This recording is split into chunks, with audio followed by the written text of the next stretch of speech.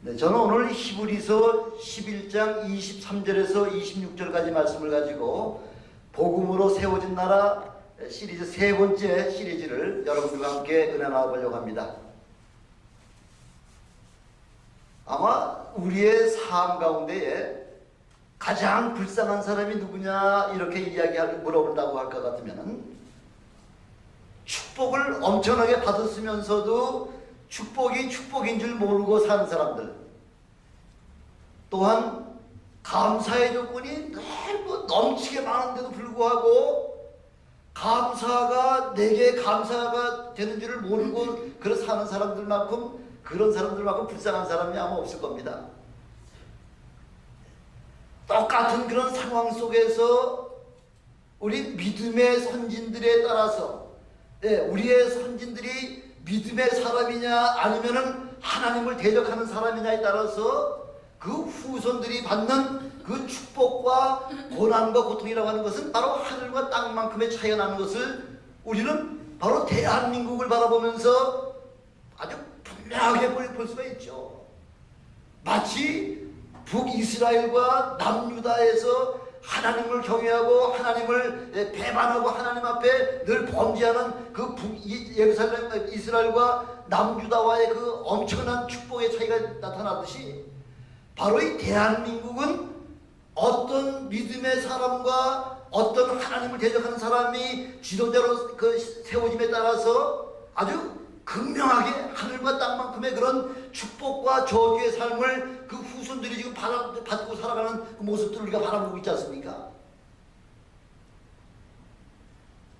지금도 아브라함의 믿음 안으로 들어오는 자들마다 우리 하나님께서는 그들에게 엄청난 축복을 누리게 할 수 있는 그런 특권을 주지만은, 그러나 하나님 앞에 대적하는 자들은 농사를 지어도 그 열매를 수확하지 못하고요, 과일나무를 심어도 그 열매를 따먹지 못하고 익기 전에 벌써 과일이 떨어지는 그런, 신명기 28장에 보면은 축복과 저주의 아주 분명한 그런 극렬한 그 구별을 우리에게 주셨듯이, 이렇게 하나님 앞에 하나님의 축복의 반열, 이런 축복의 반열에 이 세워진 대한민국이야말로 바로 믿음의 바로 그 지도자를 통해서 이렇게 우리 후대의 사람들이 엄청난 그런 축복을 지금 누리며 살고 있다는 그 사실을 보면은 하나님 앞에 영광을 돌릴 수밖에 없죠.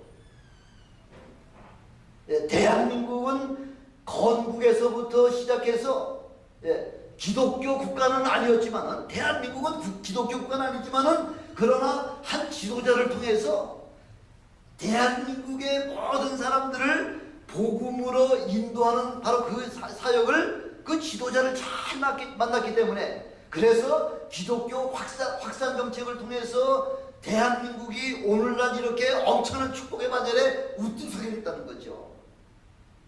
두 번째 믿음의 지도자인 그 이승만이라고 하는 한 인간을 통해서 대한민국에 그렇게 어렵다고 하는 토지개혁을 전무후무한 그런 역사를 통해서 바로 하나님께서 성경에 기록하신 말씀에 따라서 성경적인 방법으로다가 토지개혁을 통해 가지고요, 그래서 아주 한국의 고질적인 병폐가 뭐냐면은 바로 양반 쌍놈의 그런 계층 때문에 아무리 하나가 되려고 해도 하나가 되지 못하는 그런 상황 속에서 토지개혁이라고 하는 그 역사는, 토지개혁이라고 하는 것은 바로 온 백성들을 경제적으로 경제 민주화를 통해서 많은 자나 적은 자나 다 함께 같이 살 수 있는 그 경제 민주화를 이룩하는 일에 그 이승만이라고 하는 그 대통령이 그 엄청난 그 과업을 이룩하셨다고 하는 것이죠. 바로 이게 믿음의 지도자를 둔 바로 대한민국의 후손들이 누릴 수 있는 가장 큰 주권 중에 하나라고 하는 것입니다. 세 번째, 이승만 대통령이 그 업적 중에서 세 번째 업적이라고 할 것 같으면은 바로 이승만 대통령은 대통령이 되자마자 제일 주안점을 둔 게 뭐냐면은 모든 국민들로 말미암아 교육에다가 모든 주안점을 뒀다는 거죠. 교육에다가 1948년 대한민국이 건립된 당시에 대한민국의 그 문명 퇴치율이 몇 퍼센트냐면 12%밖에 안 된다는 거죠. 겨우 언문을 해독하고 글자를 읽을 수 있는 그 인원이 12%밖에 되지 못했다는데, 예, 이승만 대통령이 하야하던 1960년도에는 예, 국민의 그 교육 수준이 얼마만큼 끌어올렸냐면은 96%라고 하는, 온 국민이 다 한글을 깨우치고요, 신문을 읽고, 더 구체적인 그 목적은 뭐냐면 이승만 대통령이 그렇게 모든 백성들로 말미암아 한글을 깨우치게 한 그 바로 그 이면에는, 그 바로 교육의 그 이면에는 뭐가 숨어져 있으냐면은, 예, 대한민국의 모든 백성들로 하여금 성경을 읽을 수 있게 하기 위하여, 예, 그래서 교육에 참 중점을 뒀다는 거죠. 아무리 엄청난 축복에 그 축복이 내게 넘친다고 하더라도 내가 교육이 있지 못하고요, 교육이 돼 있지 못할 것 같으면은 아무리 큰 축복이라고 하더라도 그 축복을 지키고 누리질 못하는 것이 바로, 예, 교육을 받지 못한 사람이 그 당하는 그런 엄청난 피해라고 하는 것이죠. 마치 이 이승만 대통령이 모든 사람으로 하여금 글자를 알게 하고요, 예, 또 성경을 깨닫게 하게 하기 위한 그 목적은 뭐냐면은, 예, 이승만이라고 하는 그 개인이, 한 영혼이 그렇게 예수 그리스도를 그렇게 부인하고 그렇게 믿음을 배반하다가, 예, 감옥 안에서 예수 그리스도가 살아계시고요, 예수 그리스도를 통해서 우리에게 복을 주시는 바로 복의 근원이 된다고 하는 사실을 깨닫고 난 이후에, 그렇구나, 바로 예수 그리스도의 복음의 말씀을 통해서 온 백성들이 다 그 은혜를 체험하게 하시고요, 그 은혜를 체험하고 나면은 그 은혜를 지키고 유지하는 일을 위해서라면은, 예, 바로 이 교육이 가장 중요한, 바로 국민이 잘 살게 할 수 있는 바로 첫 걸음이 한글을 깨닫게 하시고요, 한글을 깨달은 자들이 성경을 읽게 함으로 말미암아 모든 자가 다 복을 받게 하려고 그렇게 계획을 세웠다는 거죠. 그렇게 교육에다가 모든 초점을 다 맞췄다는 거죠. 여러분들은, 예, 성경을 읽지 못해가지고서, 예, 못 읽은 분은 아마 여기 한 분도 안 계실 겁니다. 예, 성경을 읽을 수 있도록 그렇게 한글을 깨닫게 하신 그 목적은 뭐냐면은, 하나님의 말씀을 우리가 다 통독을 하면서 하나님께로부터 우리에게 주시고자 하는 그 축복의 말씀을 우리가 받아서 누리게 하기 위하여, 그래서 하나님께서는 이렇게 이승만 대통령을 통해서 대한민국 온 백성들이 다 한글 국문을 깨달을 수 있도록 그렇게 교육에다가 아주 주안점을 뒀다는 거죠. 여기 계신 분들은 아마 다 아실 겁니다. 옛날에 그 사회분 하기 전까지만 해도, 예, 우리 교육의 슬로건, 학교에 가면은 어느 학교에 가든지 아주 슬로건이 붙여 있잖아요. 어느 학교 가든지, 뭐 국민학교 가든지 중학교 가든지 고등학교 가든지 대학교 가든지 그 교문에 딱 쓸었으면은 그 학교 건물 벽에다 크게 뭐라고만 되어 있죠? 아는 것이 힘, 배워야 산다. 이게 아주 이승만 대통령의 대한민국 교육 슬로건이었잖아요.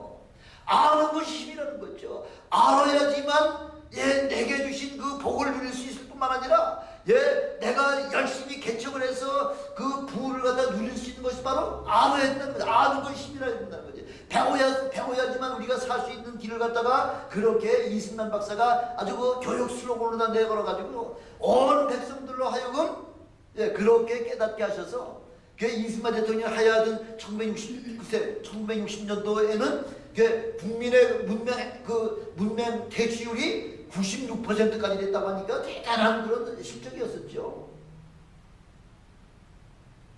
1900년도부터 1950년까지 50년 동안 대한민국에서 외국에 나가서 교육을 받은 사람이 전부 몇 명이냐면 500명이 되지 못했다는 거죠.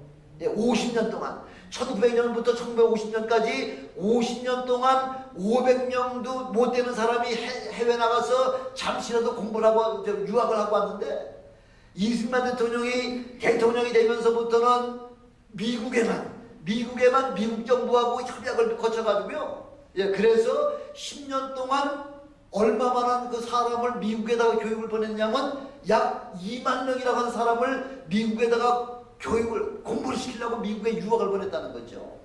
한국에 무슨 돈이 있어가지고서 그 엄청난 2만 명이라고 하는 숫자를 갖다가 교육을 내보내겠습니까? 유학을 보낼 수가 있겠습니까? 그래서 우리 이승만 대통령이 미국 정부와 협약을 해서 모든 그 학생들에게 풀 스칼라십, 아주 100% 장학금을 다 지불하고요. 장학금만 지불해가지고서 공부할 수 있습니까? 먹고 살아있죠. 그래서 생활비까지 다 대주는 그런 계약 조건으로다가 2만 명이라고 하는 사람을 미국에 보내가지고서 미국으로부터 최첨단 기술, 제일 최고의 지식을, 학문을 그 2만 명이라고 하는 사람들로 하여금 배움을 갖게 하고서 한국에 와가지고서 그 사람들로 말미암아 한국의 경제를 일으키는 일에 엄청난 그런 아주 밑바닥에 근본을 갖다 확실하게 다져놓는 일을 갖다가 이승만 대통령이 시행을 했다고 하는 것이죠. 그 2만 명 가운데요, 2만 명 가운데에 박정희라고 하는 그 젊은 청년이 군에서 보내주는 그 미국 유학길에 박정희라고 하는 사람이 미국에 유학을 왔다가 미국에서 엄청난 것을 체험한 것이 뭐냐면 이 미국 사람들은 그것이 엄청난 건지 모르지만은 한국에서 수천 년 동안 그렇게 농사가 되질 못해가지고 여름만 되면은 그렇게 홍수로 말미암아 가뭄과 홍수로 말미암아 농사가 제대로 되지 못해가지고서 밤낮 보리고개를 겪던 바로 그 원인이 뭐냐면은 대한민국에 있는 모든 산이 다 벌거숭이 아주 민둥산이었던 거죠. 민둥산이었기 때문에 조금 비만 오기만 하면 그냥 산에서부터 산사태가 나가지고서 논을 다 뒤덮고 밭을 다 뒤덮어가지고서 그 해농사는 다 망쳐버리고요. 산에 나무가 없으니까 물이 나오질 않으니까 물이 없으니까 가뭄만 들었다면은 그 해농사는 다 망쳐버리고요. 가뭄이 아니면은 홍수로 말미암아 대한민국에서는 한번 제대로 농사를 지어본 역사가 없었다는 거죠. 그 원인이 바로 나무가 부족하구나.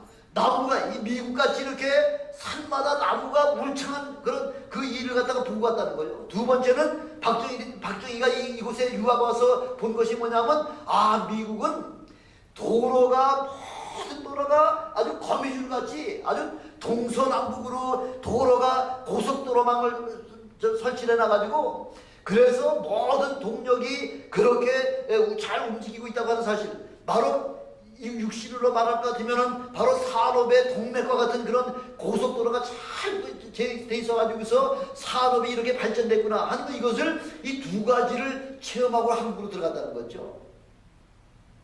한국에 들어가서 이제 5.16으로 말미암아 정권을 잡고 난 다음에 박정희 대통령이 제일 먼저 시행한 것이 뭐냐면 여러분 다 아시잖아요. 뭐 하셨죠? 박정희 대통령이 제일 처음에 시행한 게 뭐예요? 산에 나무를 심는 거, 산림녹화죠.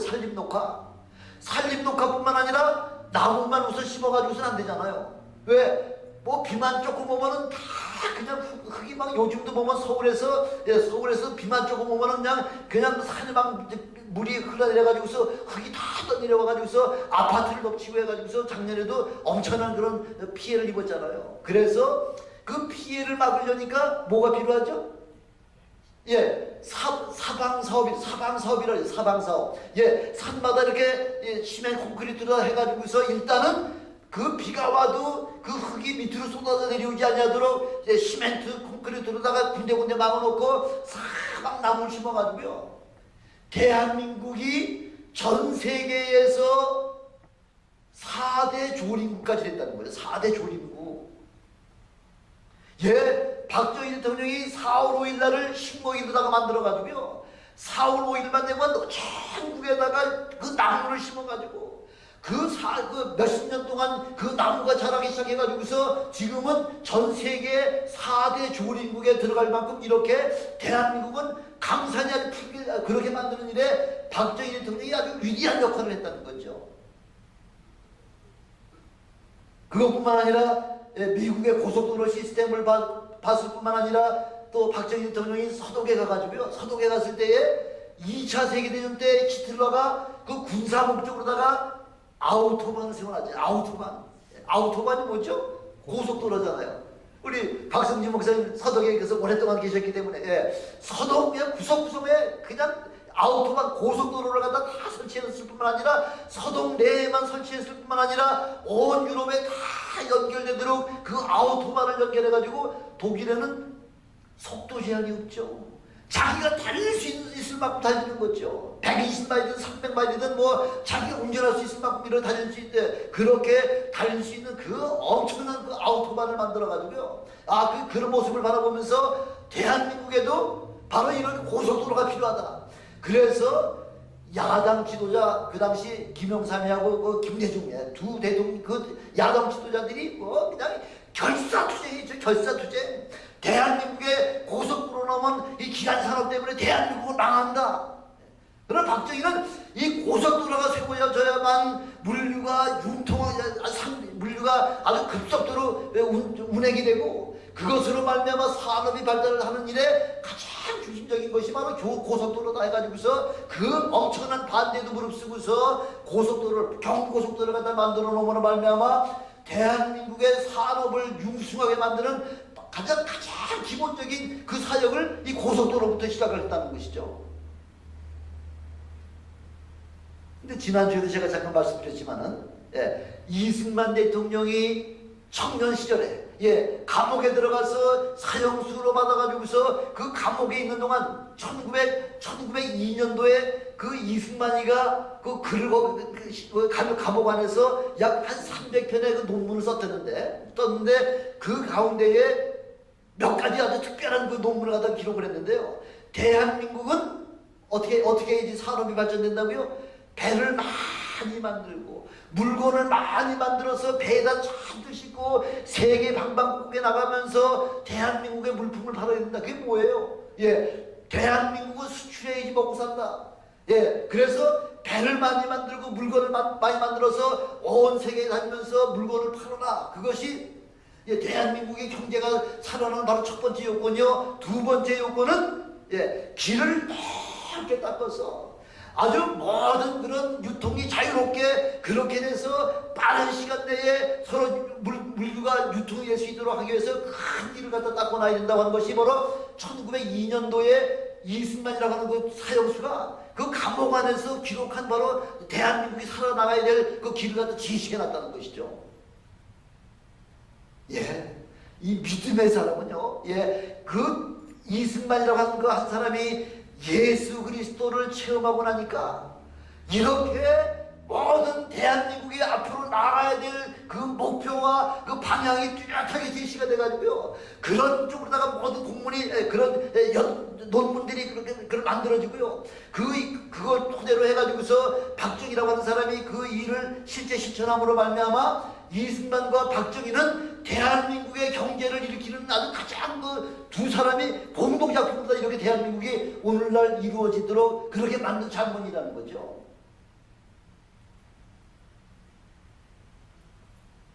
(1947년도에) 건국 1년째 1948년도에 건국이 됐는데 1947년도에 대한민국의 아주 엘리트 5명을 지금 유학을 보내는데요. 어디로 보낸 줄 아세요? 미국으로 보냈을까요? 1947년이면은 전 세계 지금 제일 최강국이 지금 미국인데 미국으로다가 보내지는 않고요. 어디로 보냈느냐 하면은 파키스탄으로 보냈다. 파키스탄.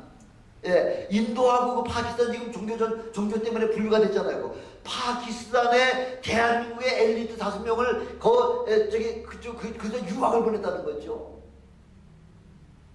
파키스탄에 우리 대한민국보다 나은 그 지식을 좀 배워오려고 파키스탄에 유학을 보냈다는 거죠.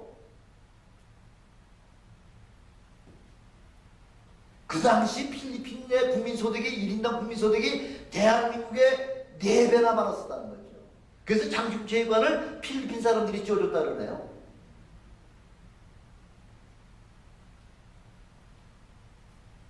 지금부터 60년 전까지만 해도요. 대한민국은 전 세계 200개 나라 가운데 대한민국이 제일 꼴찌였었다고요. 제일 가난한 나라가 60년 전까지만 해도 대한민국이 끝에서 첫 번째였다는 거죠. 그러나 불과 한 40년도 되질 않아가지고서 대한민국이 전 세계를 주도하는 나라의 그 위상으로 그렇게 발전하는 바로 동기는 전적으로 어디에 있었냐면 국민들을 교육시킨 것과 교육에 주안점을 둔 것에 의해서 아는 것이 힘 배워야 산다. 그래서 이승만 대통령이 전 국민을 그렇게 교육에다가 주안점을 둔 것이 불과 한 3, 40년 후에는 대한민국을 세계의 리더 국가로다가 우뚝 세우는 그 정도의 엄청난 역할을 감당한 것이 바로 교육의 힘이었다는 것이죠. 이 교육의 시작이 이승만 대통령이요. 청년 시절에 1913년 미국에 와서 지금 미국에 와 있는 동안에 1913년에 하와이에서 한인 한국학교를 세워가지고 아직 1913년만 되더라도 뭐 아직 유교 사상이 아주 너무하잖아요. 이 양반상 계급이 아주 엄격하게 구별되는 그 시대에 남녀 7세 부동석이라고 하는 그 바로 남녀 7살만 되면 함께 앉아있지 못하는 그 시대에 1913년 하와이에다가 한인학교를 세워놓고서는 쌍놈 양반 구별하지 않냐고 다 받아들였고요. 남자 여자 구별하지 않냐고 다 받아들여가지고서 제일 최초로다가 그렇게 연합으로다가 공부를 시켰다는 거죠. 이승만 대통령, 이승만 씨의 그 생각은 뭐냐 하면은 남자가 똑똑해야지 집안이 잘 되는 것이 아니라 여자가 똑똑해야지만 아이들을 잘 양육할 수 있는 것은 어머니 손에 달려있기 때문에 그래서 여자가 똑똑해야지만 그 집안이 잘 된다는 것을 이승만 씨는 알았다는 거죠. 그래서 여자들에게 공부를 집중적으로 더 시켰다는 거죠.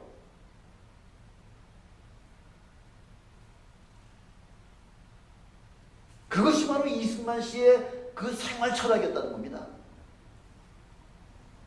이렇게 한 믿음의 지도자를 대한민국의 지도자로 세워주셨기 때문에 대한민국은 전적으로 하나님께서 세워주신다라는 거죠. 이런 한 사람의 믿음의 지도자를 통해서 믿음의 나라 바로 미국과 연합하게 하셨다는 거죠. 연합하게 미국하고 연합할 수 있는 바로 그 일에 그 선구자인 그 이승만이라고 하는 사람이 미국과 연합하는 일에 가장 앞선 그 자리에서 벌써 대한민국이 그 일본으로부터 해방되기 한 40년 전, 3, 40년 전부터 미국에서 공부를 하면서 그 엄청난 미국과의 그 유대 관계를 잘 맺어나가기 시작했다는 거죠.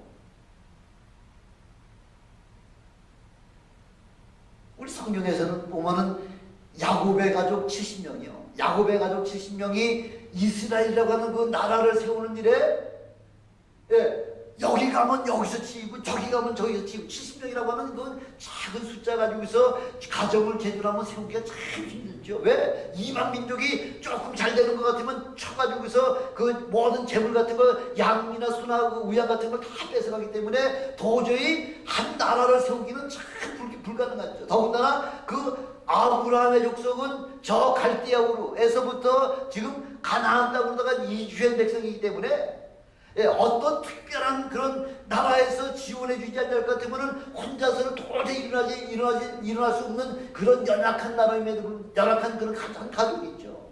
근데 하나님께서는 그 야곱 가족 70명을 이스라엘이라고 하는 그 나라를 세우는 일에 애굽이라고 하는 세계 최강의 나라를 사용하셔서 그래서 이스라엘이 한 민족과 나라가 되도록 될 때까지 그 애굽의 울타리 안에서 이스라엘 백성들을 잘 양육했다가 이제 어느 만큼 그 숫자나 그런 모든 규모가 커졌을 때 이제는 한 나라로서의 독립할 수 있다고 하는 그런 때가 됐을 때에 바로를 통해서 이 애굽 이스라엘 백성들을 계속해서 괴롭하게 해가지고서 이스라엘 백성이 비로소 하나님 앞에 울부짖으며 기도할 수 있는 기도하도록 그렇게 만들어 오셨다는 거죠.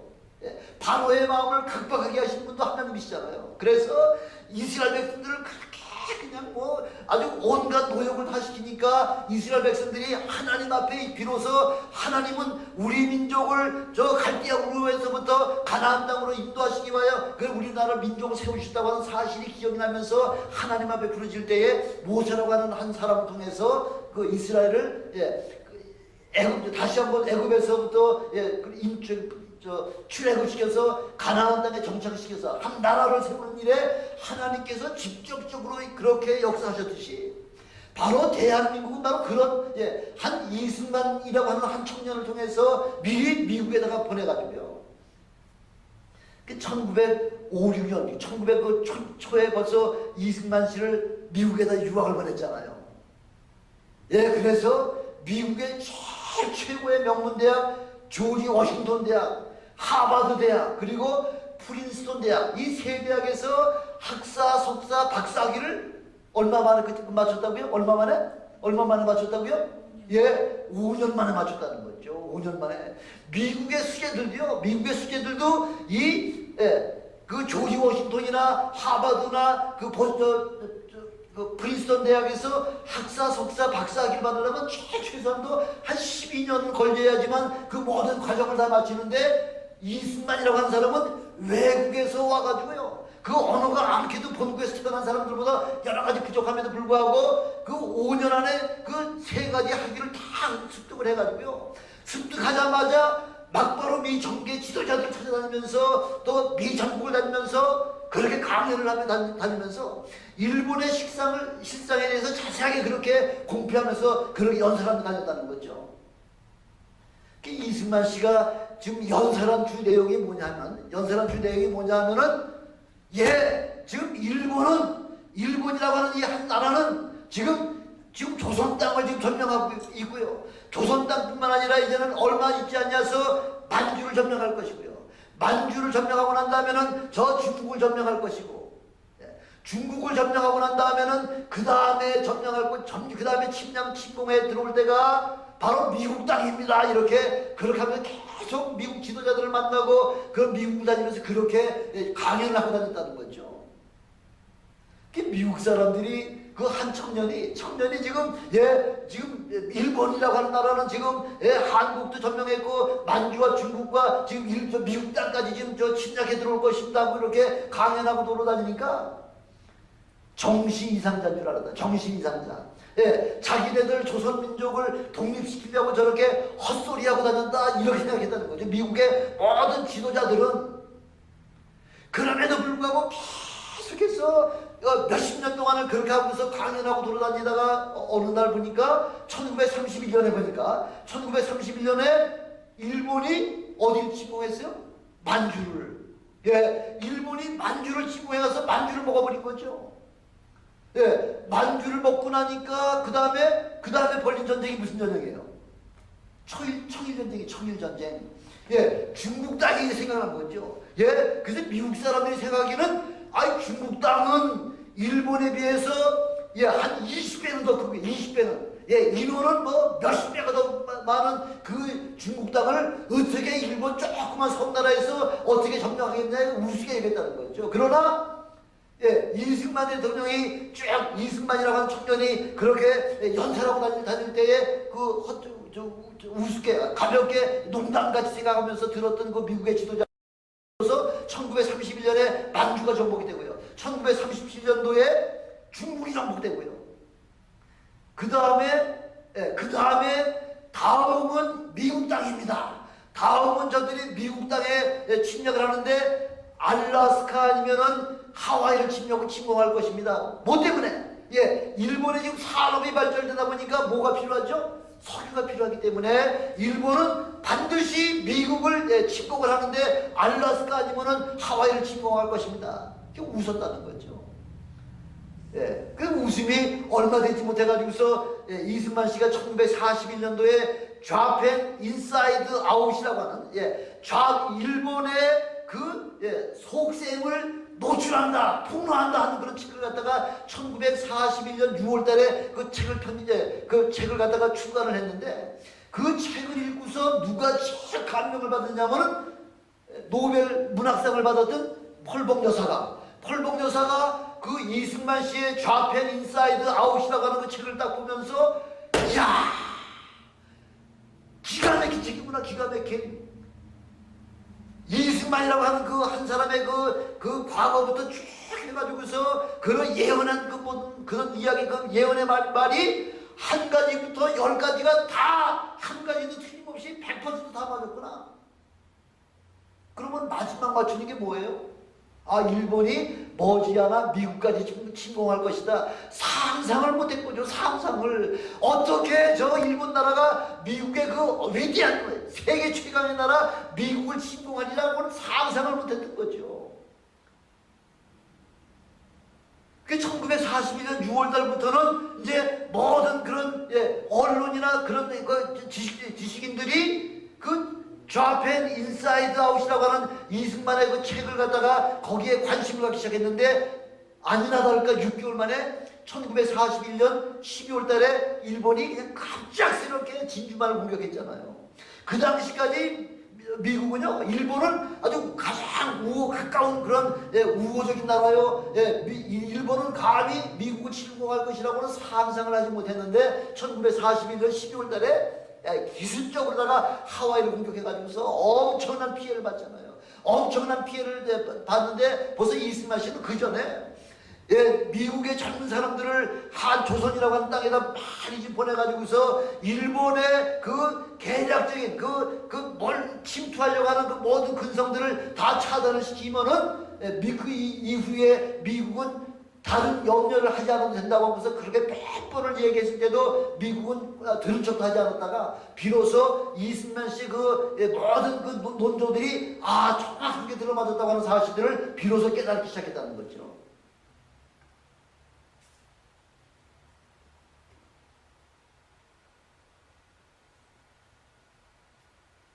그래서 이렇게 믿음의 사람은 이렇게 하나님께서 전혀 불가능하게 보이는 그런 모든 것들을 미리 보여주신 거죠. 이승만이라고 하는 그 선각자에게 미리 하나님의 계획을 다 보여주셔가지고서 그 사람으로 하여금 모든 것을 다 미리 예언의 말씀을 그래서 하도록 해가지고서 그래서 그 모든 일들이 착착착 들어맞는 그 사건을 보면서 비로소 이제 이승만이가 하는 모든 얘기는 바로 미국과 이렇게 미국의 우호적인 사람들을 그렇게 결성할 수 있는 그런 계기가 만들어지기 시작했다는 거죠.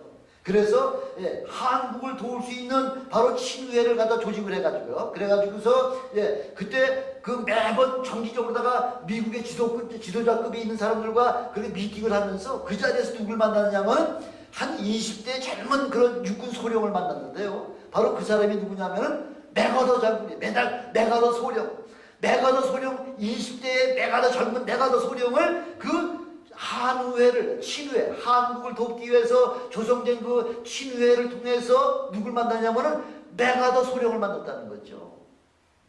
근데 맥어더 소령의 그 아버지가 그 조선 구한말 시대에 조선을 방문했다가 고종황제를 만나가지고요. 고종황제를 만났을 때 고종황제가 그 향로 있죠, 향로. 아주 국보급 향로를 그 맥어더 그 소령의 아버지에게 선물을 줬다는 거예요. 근데 그 아버지가 그 유물을 그 아주 귀중한 조선 땅의 고종황제가 내게 준 선물이라고 해가지고 그렇게 집에 가보를 가지고 있다가 아들에게 물려준 거예요. 아들에게. 맥어더가 이제 태평양 사령관이 돼가지고서 여기 이제 전선을 갖다 옮겨 다닐 때마다 맥어더는 그 아버지가 자기에게 물려준 그 향로를 늘 전쟁 때도 끌고 다녔다는 거죠. 가지고 다녔다는 거죠. 그러다가 부관이 실수를 해가지고서 태평양 바다에서 그 향로를 갖다 떨어뜨려가지고서 태평양 바다에 빠졌다는 거예요. 그래서 잠수부를 시켜가지고서 샅샅이 다 뒤졌지만은 아주 요만한 향로 하나를 태평양 바다에 빠뜨리고서 그걸 무슨 방법으로 찾을 수가 있겠어요. 그래가지고서 안타까워한다는 소식을 누가 들었냐면은 이승만이라고 하는 청년이 이승만 씨가 들었다는 거죠.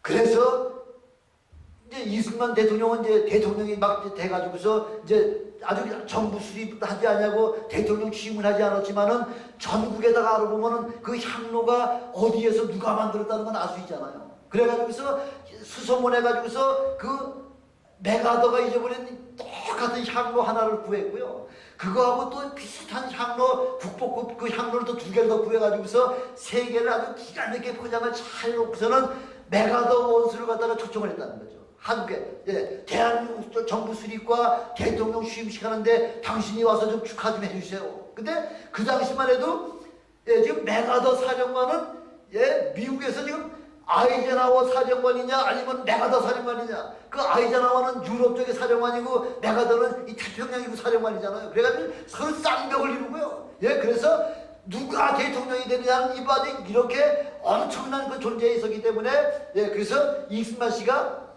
메가더를 초청을 했다. 메가더 원수를 갖다 대한민국 그 정부 수립하는 초청을 했다는 거죠.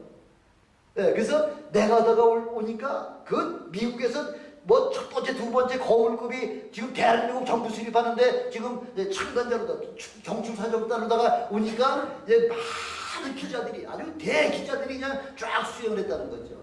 그때 이승만 대통령이 그 기자들 보는 앞에서 선물을 갖다가 메가더한테 줬더니 그냥 메가더가 뒤로 쳐도 저게 밀어놓더라는 거죠. 아, 지금 뜯어보세요. 뜯어보라고.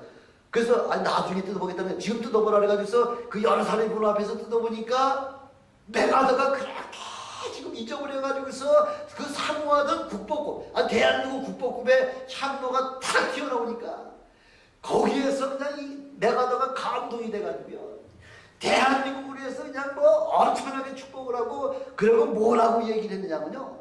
예, 뭐라고 이승만 씨가 얘기를 했냐면은, 이승만 대통령 각하, 만약 1948년도니까 아직 북한하고 지금 남한하고 지금 사상적으로 자꾸 지금 싸우고 합치냐 뭐 맞냐 뭐 해가지고 계속 지금 시비갱이 하던 그런 때 아니에요. 그때에 남한만 지금 저 총선거를 치러가지고서 국회의원을 뽑고 지금 대통령을 뽑는데, 그 자리에서 메가더가 뭐라고 얘기했냐면은, 이승만 대통령 아까 만약 공산주의자들이 침략하게 되면은 나는 우리나라 이 미국 캘리포니아나 저 워싱턴 DC를 침략한 것으로 간주하고, 예, 최선을 다해서 한국을 지킬 것입니다. 이렇게, 예, 기자들이 보는 앞에서 그렇게 메가더가 이승만 대통령에게 그렇게 고백했다는 거죠.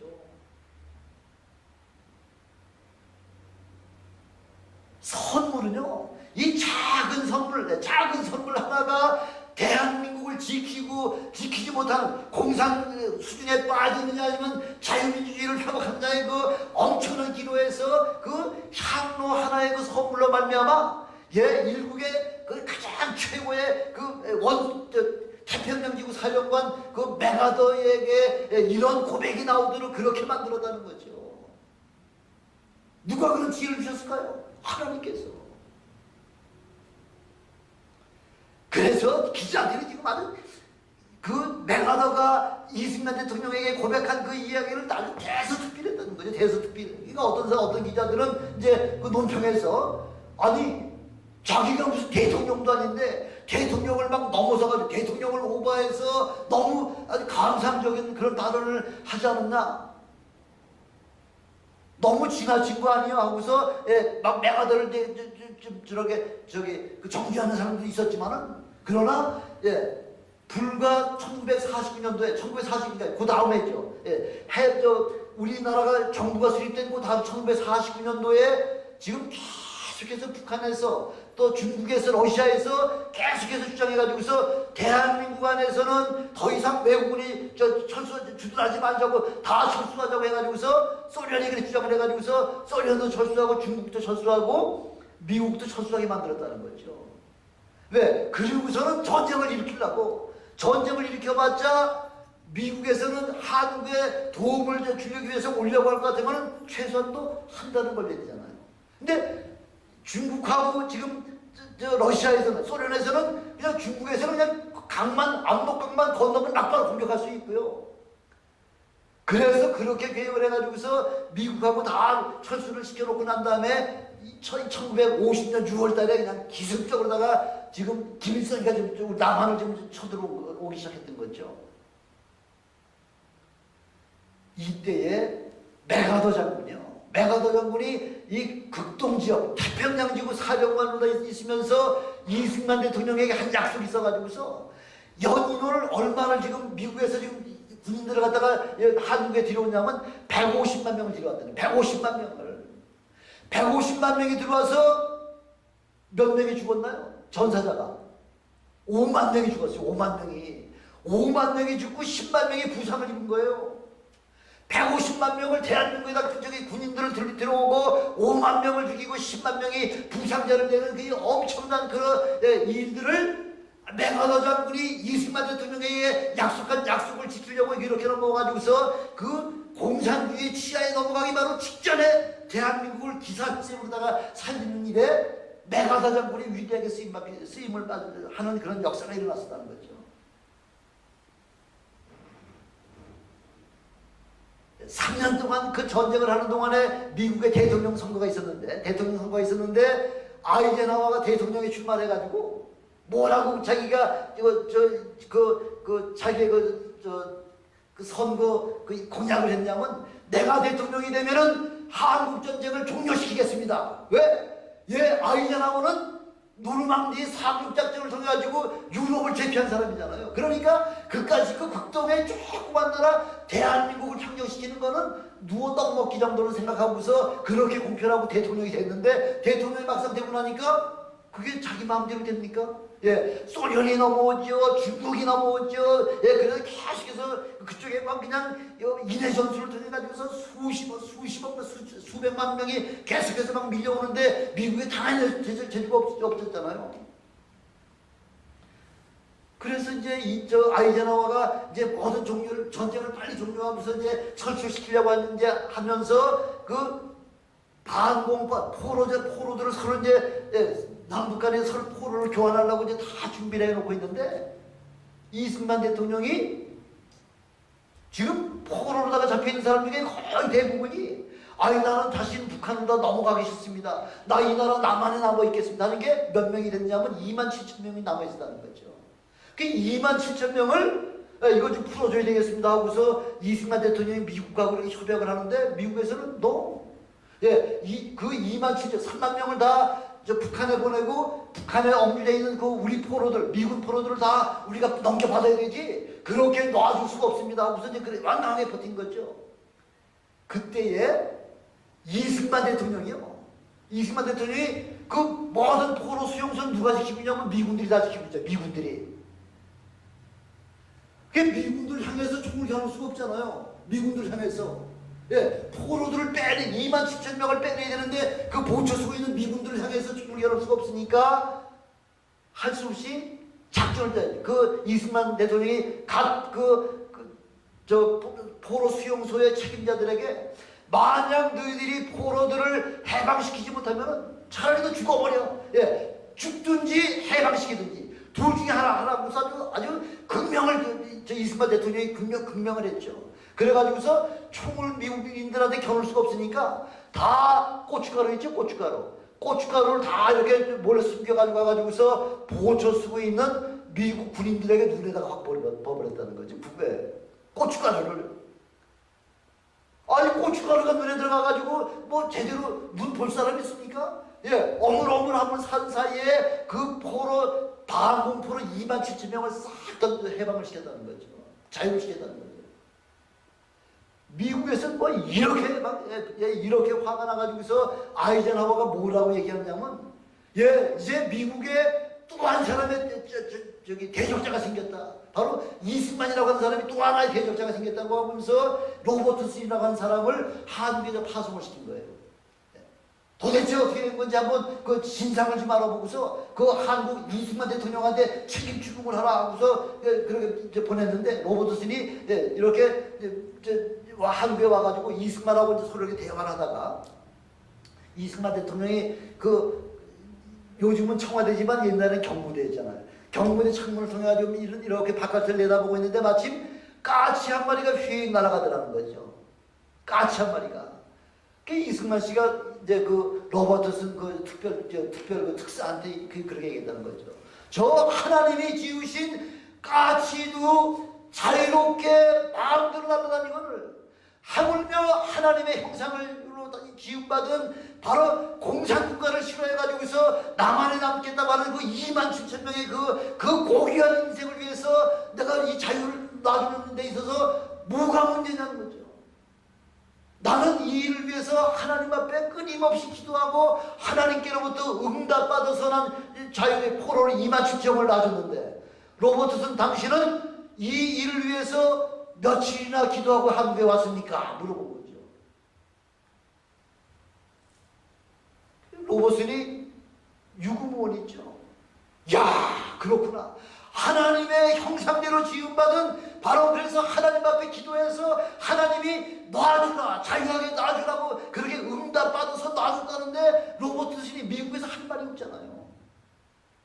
그래서 18일 동안을 로버슨을 계속 붙잡고 있으면서 당신 이렇게 미국이 어떻게 세워진 나라냐? 미국은 하나님께서 선택해서 하나님에 의해 가지고 만들어진 나라 아닙니까? 이 대한민국은 바로 자유와 하나님 앞에 믿음으로 살기 위해서 이렇게 우리가 미국에 요청을 전쟁을 도움을 도와달라고 요청을 해가지고서 미국이 이렇게 지금 우리 대한민국 전쟁에 참여를 해가지고서 전쟁을 지금까지 잘 해줬는데 전쟁도 끝나기도 전에 미국이 철수하려고 합니까? 하고서 이승만 대통령이 그냥 그 연설문을 쭉 그걸 논문을 하나 만들어 가지고서 미국의 유수 신문사에다가 다 그걸 보냈다는 거죠. 아니 미국은 이런 나라니까. 대한민국은 자유와 하나님의 그 은혜 가운데 믿음으로 살려고 이렇게 공산국가와 싸워가지고서 미국이 지금까지 도와줬는데 겨우 한다는 것이 전쟁도 끝나기 전에 이렇게 미국을 다시 군인들을 철수시키려고 하는 겁니까? 이게 미국 사람의 뜻입니까? 하고서 이제 그 편지를 갖다 사람 신문사에다 보냈다는 거죠. 그래서 기자들이 아 그렇구나. 야 이승만이라고 하는 분이 대단하신 분이구나. 바로 자유와 민주주의와 바로 복음대로 살려가는 분이구나 하는 것을 알면서 이제는 미국 정부에 대해서 이제 이렇게 칼날을 지금 세우기 시작하는 바람에 그래서 1953년 마침내 한미 상호 방위 조약을 갖다 체결했는데요. 이 한미 상호 방위 조약 이것이 대한민국을 오늘까지 지켜준 가장 엄청난 아주 보루 역할을 했다는 거죠. 아주 보초 역할을 했다는 거죠. 그래서 한미 상호방위 조약을 체결하면서 제일 첫 마디에 뭐라고 쓰냐면 한국을 아시아 민주주의의 쇼윈도우 전시장으로다가 그렇게 되게 하겠다 한 것이 그것이 한미 상호조약 제일 첫 번째 나오는 그 문구가 바로 그거라는 거죠. 대한민국을 아시아 지역의 바로 민주주의의 전시장을 만들겠습니다. 그러면서 그 기록한 그 방위조약의 그 첫 번째가 뭐냐면 미국은 대한민국 재건을 위해서 온갖 물자를 다 지원해 주겠다. 대한민국이 다시 한번 일어날 수 있도록 모든 물자를 다 지원해 주겠다. 그게 첫 번째 계약사항이라는 거예요. 그래서 미국의 첨단 기술 같은 걸 다 알려줬고요. 미국의 전 세계 제일 첨단 기술이 미국에 있었잖아요. 그 첨단 기술을 누구한테 다 알려줬다고요? 한국 사람들한테. 그리고 요거는 안 돼. 요 비밀만, 요 첨단 과학 이것만 안 돼 하는 것은 한국 사람들이 어떻게 했다고요? 도덕질해서 배웠다고요. 도덕질해서. 이것만은 안 돼 하는 거는 도덕질해서 한국이 다 빼가지고 갔다는 거예요. 이렇게 그 첨단 기술과 그 과학과 이런 그 첨단 그 지혜를 갖다가 알려고 한국 사람들이 그렇게 목말라면서 이 계약서를 만들었다는 거죠. 두 번째 그 계약서의 그 내용이 뭐냐면 한국과 그 주변을 지켜준다고 하는 약속. 한국은 한일 합방 이후에요. 노일 전쟁을 겪었죠. 또 청나라 중국과의 청일 전쟁을 겪었죠. 또 일본과 그 태평양 전쟁을 하는 동안에 태평양 전쟁을 겪었죠. 한국은 바로 이 아시아 지역의 화약고가 돼요. 화약고. 청일 전쟁, 러시아, 소련하고 일본하고 싸울 때도 한국에서 싸우는 거예요. 청일 전쟁 할 때도 싸우는 게 한국 땅에서 싸우는 거예요. 태평양 전쟁 때도 한국의 사람들을 막 동원해가지고 와가지고서 그렇게 해가지고서 한국은 완전히 전 세계의 아주 화약고의 중심이 됐다는 거죠. 더 이상은 안 됩니다. 대한민국이 더 이상은 아시아의 화약고가 돼서는 안 됩니다. 하면서 이거를 갖다가 한미 방위 조약에다가 집어넣었다는 거죠.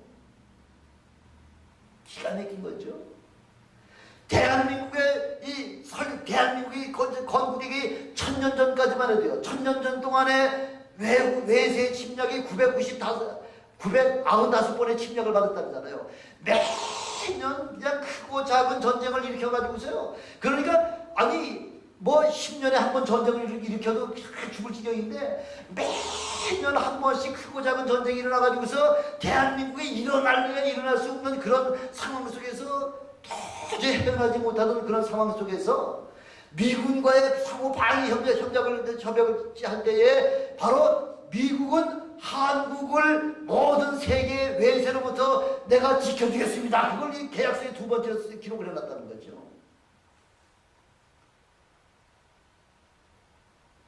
이 계약 때문에 1953년도에 휴전협정이 일어났잖아요. 예, 1953년 휴전협정이 일어나고서 지금까지 60년 동안 대한민국 역사상 60년 동안 전쟁이 일어나지 아니했던 거는 이 60년이 처음이라는 거죠.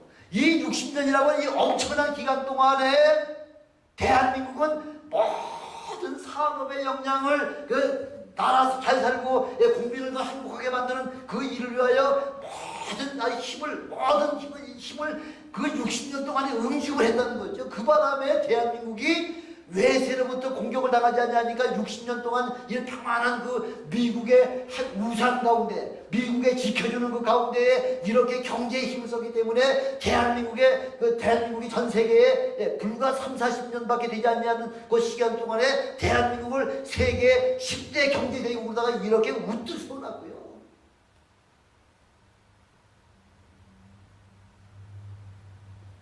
그게 마치 어떤 조약같이 세워놨냐면요, 승전국이 패전국하고 계약을 하잖아요. 너는 이렇게 우리가 이렇게 너희들하고 싸우는 바람에 이만큼 재산적인 피해를 봤으니까 금 500톤을 가져와라. 뭐 어떻게 하라고 계속 요구사항이 많잖아요. 근데 오히려 대한민국의 약소국가가 지금 미국하고 최강 강대국하고 그 계약을 맺으면서 주객이 바뀌었다는 거죠.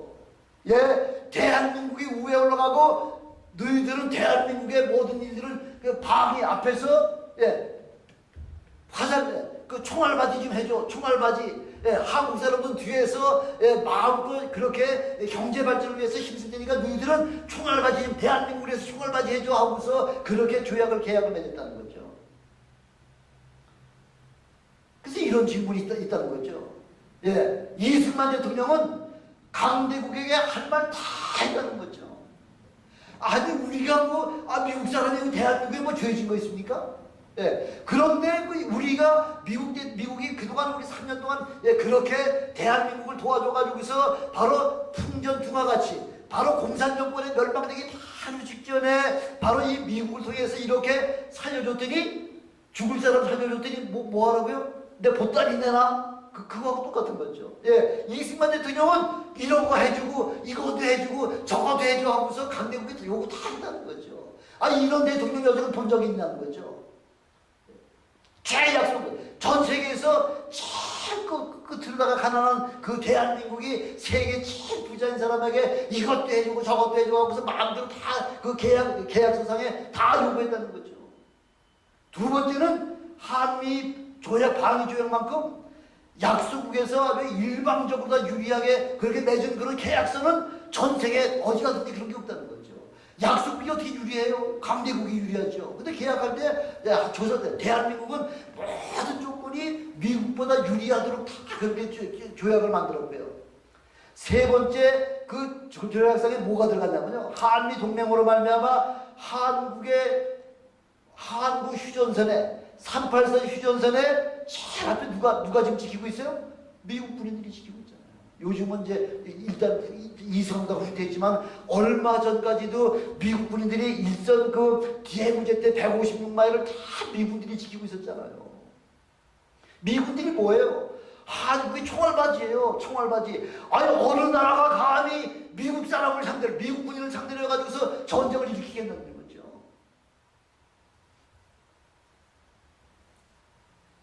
미국 사람이 한국의 인질같이 된 거예요. 인질같이.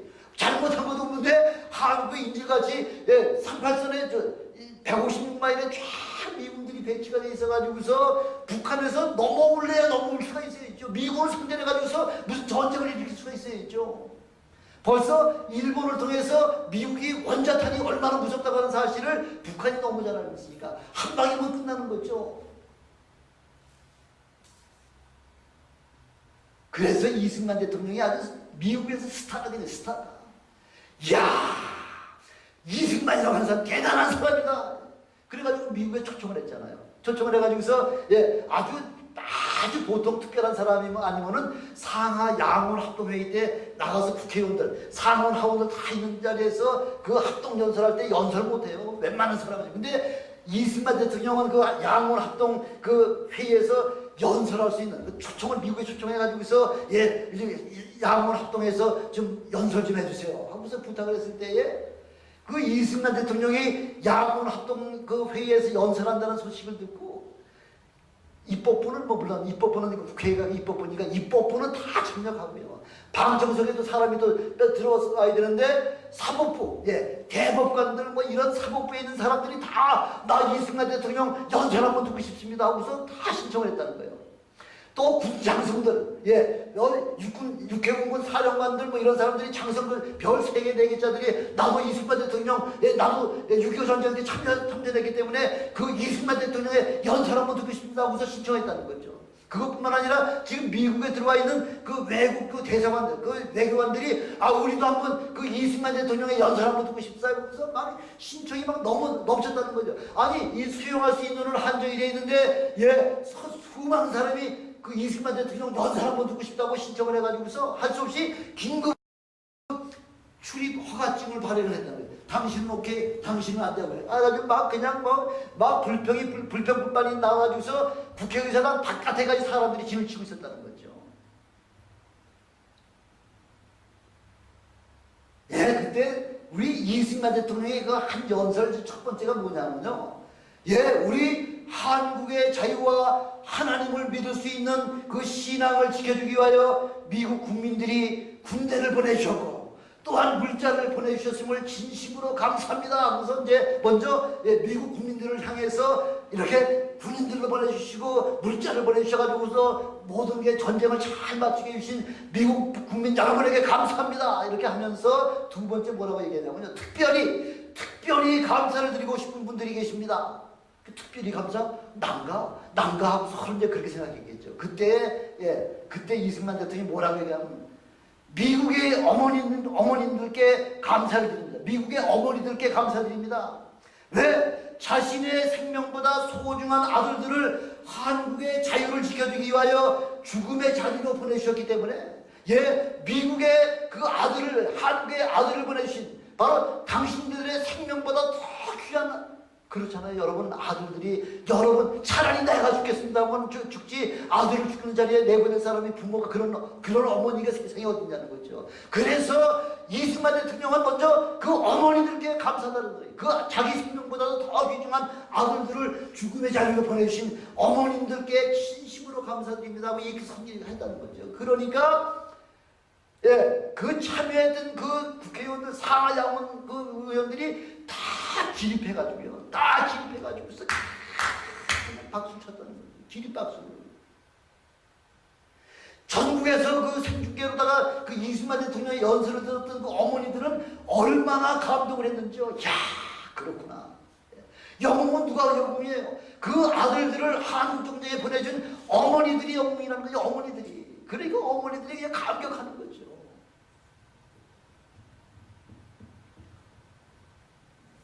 그리고서는 계속해서 한국의 이름 모를 골짜기에서 미국과 한국의 젊은이들이 함께 하나님을 믿고 자유를 지키기 위하여 싸우다가 함께 쓰러져 죽었습니다.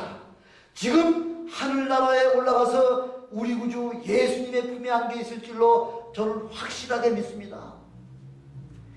아주 절대절명의 아주 전 미국과 지금 그런 전 세계의 모든 사람들이 모든 그 외교관들이 다 지금 경청하는 그 자리에서 뭘 전했다고요? 예수 그리스도의 복음을 증거했다는 거죠. 복음을. 이렇게 정치적인 그런 연설만 한 것이 아니라 이승만 대통령은 꼭 필요할 때에 그 아주 절대절명의 시간에 예수 그리스도의 복음을 선포하는 그 위대한 하나님의 사람이라는 거죠. 저는 이렇게 깨를 얻든지 못 얻든지, 예, 기회가 되든지 안 되든지, 예, 사람을 뭐 만나든지 어떻게든지 상황과 그런 환경에 구애되지 않냐고 사람들을 만날 복음을 증거할 자리에서마다 여러분 복음을 증거해서 하나님을 위대하게 높이시고요. 그리고 수많은 영혼들을 죽을 자리에서 살려주는 일에 여러분 쓰임받기를 주님의 이름으로 축원합니다. 그러면서 40분간 연설하는데 기립박수가 33번 일어났다는 거예요. 33번. 예, 1분마다, 예, 이승만 대통령이 그냥 연설할 때마다 그냥 기립박수 다 일어나가지고 막 박수 치는 게 40분 동안 33번이요. 그래서 나중에는 이승만 대통령이요. 아, 이제 그만 좀, 예, 그만 좀 그렇게 박수 치세요. 예, 짜증을 냈다. 아, 이제 연설 좀 합시다. 아, 이 정도 되죠, 이 정도. 제발 좀 기립박수 그만 좀 해주세요. 나도 좀 연설 좀 합시다, 연설 좀. 여러분들 이 복음이 여러분 심령 속에 들어오면요, 그 복음을 통해서 여러분들이 엄청난 큰 일을 감당할 수 있다는 거죠. 그런 일에 여러분 쓰임 받으시길 주님의 이름으로 축원합니다.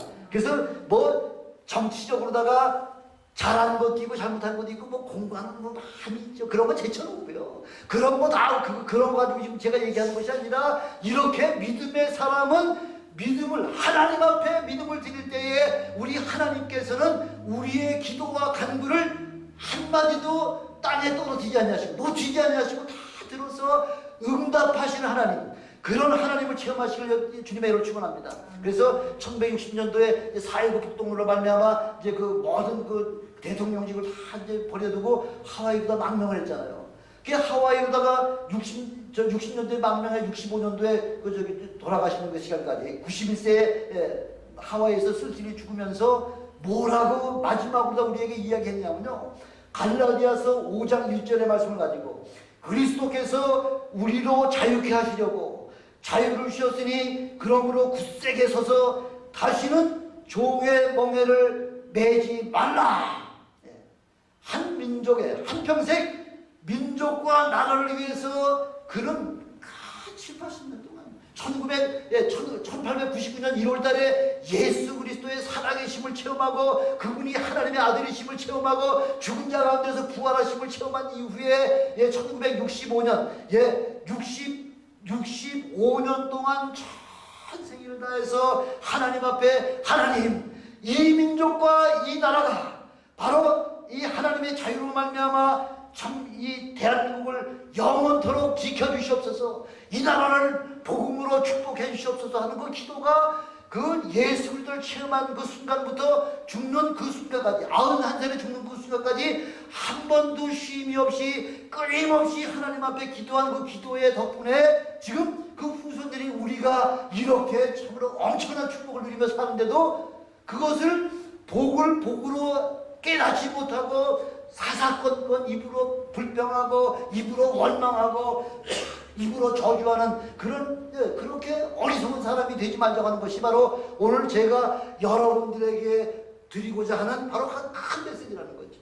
예, 하나님께서 우리에게 주신 축복을 이제는 많은 사람들에게 증거하면서 하나님께는 영광이요 또한 많은 사람들을 주님 앞으로 인도하는 일에 바로 저와 여러분들이 쓰임받기를 주님의 이름으로 축원합니다. 기도하시겠습니다.